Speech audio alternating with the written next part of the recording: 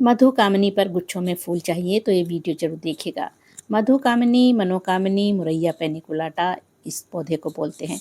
ये 3-4 वैरायटीज़ में मिलता है। एक बड़े पत्तों वाला होता है और एक ये मीडियम और एक टेबल कामिनी। तो केयर तो सबकी सेम ही है क्योंकि फूल तो सभी पौधों के ऊपर आते हैं। अगर आपको गुच्छों में फूल चाहिए तो थोड़ी केयर ज़रूरी होती है क्योंकि ये एक हैवी फीडर प्लांट भी है। लगातार 15-15, 20-20 दिन के गैप पे ये फ्लावरिंग करता रहता है। तो इस पौधे से कैसे फ्लावरिंग ले, पहला तो इसको धूप में रखिए। धूप में रखा है तो ये फ्लावरिंग करेगा। अगर आपने शेड में रखा है तो फिर पत्ते ही पत्ते होंगे इस पे और फूल नहीं आएंगे। इसलिए धूप बहुत ज़रूरी है इस प्लांट के लिए। ये प्लांट फरवरी मार्च से लेकर के ये नवंबर तक फ्लावरिंग करता है। हाँ, दिसंबर जनवरी में थोड़ा डोरमेंसी में होता है, लेकिन डोरमेंसी में भी इसके पत्ते हरे भरे रहते हैं। ये सूखता नहीं है प्लांट। ये परमानेंट प्लांट है, पेरेनियल प्लांट है, पूरे साल हरा भरा पौधा रहता है। तो ये 1-2 पौधा आपके गार्डन में ज़रूर होना चाहिए। मेरे पास 2 प्लांट हैं और दोनों पे ही बहुत अच्छे से ग्रोथ भी हो रही है। इससे पहले मैंने आपके साथ वीडियो शेयर की थी और इसको प्रूनिंग भी किया था मैंने फरवरी में। उसके बाद इस पे जो सीड्स बने थे वो मैंने निकाल करके आपके साथ शेयर किए थे कि कैसे वो सीड्स ग्रो करें। तो चलिए, ये है मेरा दूसरा, ये बड़े साइज़ के पत्तों वाला है, मतलब ये थोड़ा बड़ा साइज़ का प्लांट है। इसको भी मैंने हार्ड प्रून कर दिया था और अभी इसकी ग्रोथ हो रही है। इस पर भी फ्लावरिंग नहीं हुई है, लेकिन जो साइड में रखा है उस पर बहुत अच्छे से फ्लावरिंग शुरू हो चुकी है। इसको आप बोनसाई भी बना सकते हैं, मतलब कटिंग करते रहिए, ज़्यादा बड़ा मत होने दीजिए। कटिंग कर करके इसको शेप दे सकते हैं बहुत अच्छी सी। और घना बनाने के लिए आपको यही करना है कि इसको प्रूनिंग करनी है।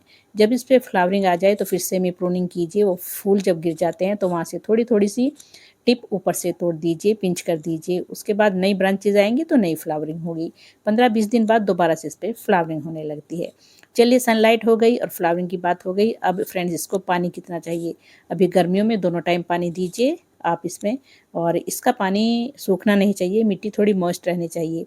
अगर मिट्टी मॉइस्ट नहीं रहेगी तो पौधा हमारा ड्राई होकर के सूख भी सकता है, तो ये ध्यान रखना है। देखिए, नीचे तक इसमें कलियां बनी हुई हैं।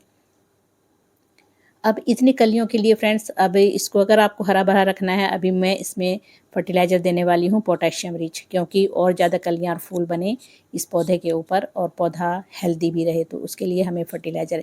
इस पौधे में ज़्यादातर आपको ऑर्गेनिक फर्टिलाइज़र ही देने चाहिए। मैं ज़्यादातर ऑर्गेनिक फर्टिलाइज़र देती हूँ क्योंकि ऑर्गेनिक फर्टिलाइज़र देने से जो इसके फूलों में खुशबू होती है वो बहुत ही अच्छी सी होती है, स्ट्रॉन्ग रहती है। तो ज़्यादातर इसमें आप ऐसे घरेलू फर्टिलाइज़र दीजिए जो होममेड हैं और आप इजीली उनको बना सकते हैं। फ्री के कई चीज़ें हैं आपके किचन में ही, उनको डाल करके आप इस पौधे को हरा भरा भी रख सकते हैं और फ्लावरिंग भी ले सकते हैं। और इसको 6-7 घंटे की ज़रूर धूप चाहिए। धूप बहुत ज़रूरी है पौधे के लिए, जैसा मैं पहले बता चुकी हूँ आपको। और इसके पत्तों के ऊपर जब तक फूल ना आए तो आप शावरिंग कीजिए पानी से। आप वो एप्सम सॉल्ट मिला करके स्प्रे करें पत्तों के ऊपर, या फिर सीवीड मिलाकर करें, लेकिन पत्तों के ऊपर गर्मियों में भी ज़रूर आपको इसके पत्तों पे मिस्टिंग करनी है, शावरिंग करनी है, तभी ये पौधा हरा भरा रहेगा।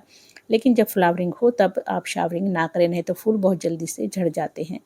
अब फ्रेंड्स, अगली बात है, जब ये फ्लावरिंग आ जाएगी तो ये फूल खिलेंगे तो इनको धूप से बचा कर रखें, क्योंकि इससे इनकी धूप में रखने से लाइफ कम हो जाती है। वैसे इनकी लाइफ 6-7 दिन होती है और धूप में रखे रहेंगे तो ये अगले दिन ही ड्रॉप हो जाते हैं, गिर जाते हैं फूल। इसलिए जब फ्लावरिंग हो रही हो थोड़ी शेड में इसको रख दीजिए। चलिए, जब अब ये देखिए, ये है मेरा एक फर्टिलाइज़र। इस फर्टिलाइज़र को डाल करके आप इससे फ्री में ही इतने सारे फूल ले सकते हैं। घरेलू फर्टिलाइज़र है और फ्री का है और फेंकने से अच्छा है अपने पौधों में डाल दें। यह है राइस वाटर। जब आप चावल को वॉश करते हैं और ये पानी निकलता है, ये हमारे पौधों के लिए बहुत ही बेस्ट है।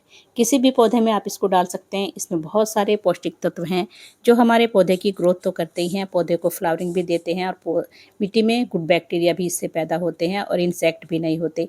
इसी पानी को आप पत्तों के ऊपर स्प्रे भी कर सकते हैं। चलिए, पहले मिट्टी चेक करें, मिट्टी की गुड़ाई ज़रूर करें और वेल ड्रेन सॉइल रखें, क्योंकि अगर हमारे प्लांट की मिट्टी अच्छी होगी तभी हमारा पौधा अच्छे से ग्रोथ करेगा। चलिए, ये है इसके लिए सबसे ज़रूरी फर्टिलाइज़र, क्योंकि इन 3 छिलकों में बहुत अच्छी मात्रा में potassium, phosphorus, magnesium, calcium, nitrogen सभी कुछ है जो इस पौधे को चाहिए फूल लाने के लिए और ग्रोथ के लिए। ये हैं 3 छिलके, मैंने रात में ही भिगो कर रखे थे। इसमें प्याज के छिलके हैं, आलू के छिलके और केले के छिलके। फ्री के छिलके हैं तीनों, शायद आप फेंक देते होंगे, लेकिन ये हमारे पौधों के लिए बहुत ही बेस्ट फर्टिलाइज़र है। इस फर्टिलाइज़र को आप किसी भी फूलों वाले पौधों में डालिए, आपका प्लांट निश्चित रूप से फ्लावरिंग करने लगेगा। कोई भी पौधा फूल नहीं दे रहा है तो ये फर्टिलाइज़र डालिए, 15-15 दिन के गैप पे इसको डालिए तो आपका प्लांट फूलों से भर जाएगा। चलिए ये मैं इसमें निकाल लेती हूँ, आप चाहे तो छान लें, नहीं तो फिर ऐसे ही ऊपर से निकाल लें। और ये देखिए इतना मैंने लिया है। अब इस फर्टिलाइज़र को ही मैं मिलाने वाली हूँ, जो पहले वाला मेरा फर्टिलाइज़र था, जो पानी फ्री का है। ये बिल्कुल फ्री के फर्टिलाइज़र आप देखिए। तो इसमें चावल के पानी में ही मैं इसको मिला करके अपने पौधों में डालूँगी। और ये एक पूरा पोषण है हमारे पौधे के लिए, ग्रोथ के लिए भी, फ्लावरिंग के लिए भी। तो इसमें सारे पोषक तत्व हैं। तो चलिए इससे पौधा हरा भरा भी रहेगा और बहुत ही बेस्ट है। आप तुरंत अगर बनाना चाहते हैं ये फर्टिलाइज़र तो तीनों छिलकों को थोड़ी देर गर्म पानी में भिगोइए। उबालिए मत, क्योंकि उबालने से पोषक तत्व इनके नष्ट हो जाते हैं। तो गर्म पानी में आप भिगो सकते हैं बस। और ये देखिए चावल के पानी में मैं मिलाऊंगी इसको। 4-5 बार मैंने ये पानी धो करके निकाला हुआ है। अब इसी में मैं इसको ऐड करने वाली हूँ। अब जितने सारे पोषक तत्व इन दोनों चीज़ों में हैं, उससे पौधा आपका बिल्कुल भी ख़राब नहीं होगा, पौधा ग्रोथ करेगा। तो इसको ज़रूर डालें और 15 दिन में दोबारा से डाल सकते हैं, कोई भी साइड इफ़ेक्ट नहीं है। इस पौधे को फ्रेंड्स आप ज़्यादातर ऑर्गेनिक फर्टिलाइज़र दें, क्योंकि उससे पौधों में बहुत अच्छी सी खुशबू आती है। और इस फर्टिलाइज़र के अलावा आप मिट्टी में वर्मी कंपोस्ट, नीम खली, ये सब डालते रहें, क्योंकि वो भी ज़रूरी है। सॉलिड फॉर्म में मिट्टी में फर्टिलाइज़र दें और लिक्विड फर्टिलाइज़र ये 15-15 दिन में आप देते रहें। यही फर्टिलाइज़र देखिए मैं पोर्चुल्का में डाल रही हूँ और गुड़हल में भी मैं इसको डालूँगी, क्योंकि ये सभी फ्लावरिंग प्लांट्स के लिए बहुत ही बेस्ट फर्टिलाइज़र है। और ये देखिए गुड़हल के पौधे पे भी गुच्छों में फूल बनने लगे हैं, देखिए मतलब कलियाँ बन रही हैं बहुत ज़्यादा। तो देखिए इस पे भी आने वाले टाइम पे फूल खिलेंगे। तो यही है, फूलों वाले पौधों को धूप में रखिए, पानी ज़रूर मॉइस्ट बना कर रखिए मिट्टी, और टाइम टाइम पर ऐसे फर्टिलाइज़र देते रहिए फ्री के, जो आपके किचन में ही मौजूद हैं। फेंकने से अच्छा अपने पौधों में इनको डाल दीजिए। अब फ्रेंड्स इस पौधे पे अभी फ्लावरिंग शुरू होगी। जब ये 3-4 दिन बाद फूल गिरेंगे, दोबारा से मैं इसको पिंच करूँगी थोड़ा थोड़ा ऊपर से, और फिर नई फ्लावरिंग इस पर शुरू हो जाएगी। तो बस इतनी ही देखभाल इसकी करनी है, और ये पूरी गर्मी पूरी बरसात फ्लावरिंग करता रहेगा। और बरसात में तो और भी ज़्यादा इसकी ग्रोथ होगी। अब चलिए कैल्शियम की कमी रह गई है, कैल्शियम भी ज़रूरी है पौधे के लिए।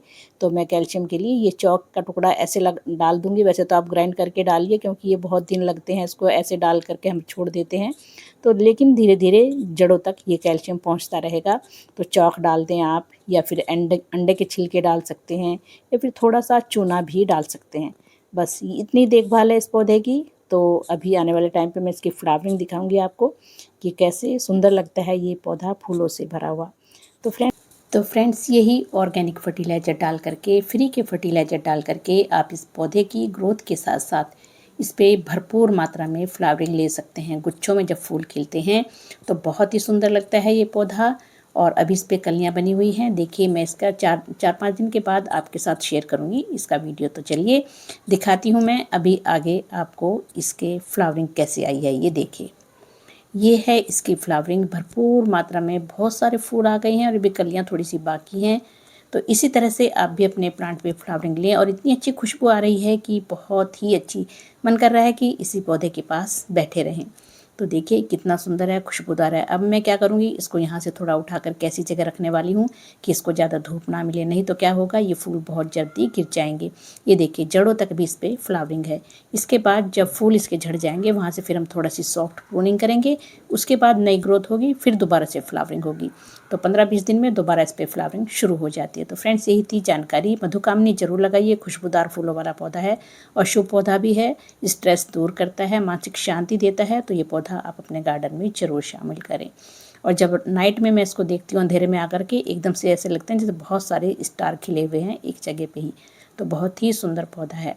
तो फ्रेंड्स यही थी जानकारी। अगर अच्छी लगी है इस पौधे के बारे में तो वीडियो को लाइक शेयर करें, और कमेंट में बताएं कि आपके पास ये पौधा है या नहीं। तो नहीं है तो अभी नर्सरी से जा कर के भी इसको लगा सकते हैं।